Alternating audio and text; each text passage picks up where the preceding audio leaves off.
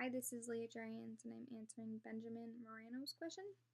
Benjamin, you correctly pointed out that we don't actually get that much oil from the Middle East, which is interesting because I feel like we're always talking about how much we depend on the Middle East for our oil, and that's just really not the case.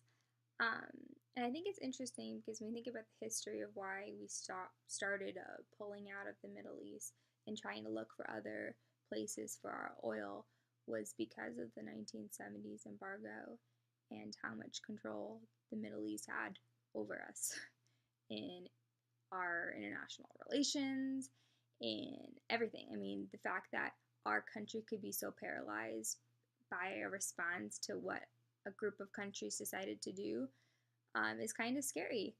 And it's not, I would say it's only really benefited us by having more of a diversification because we haven't let that same amount of power come over us.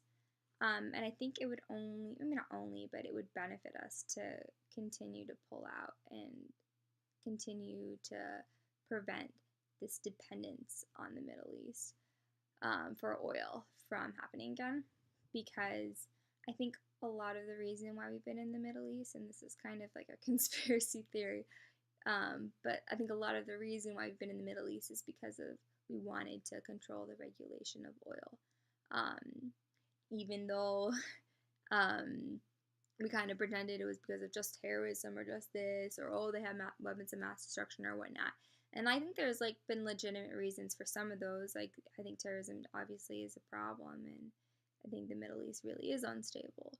But I think a lot of the reason why we were there is because we wanted to be able to control oil. And I think getting out of the Middle East, which is a goal for most Americans, Democrat or Republican, we have to, maybe not have to, but I feel like it would only benefit us to continue to withdraw.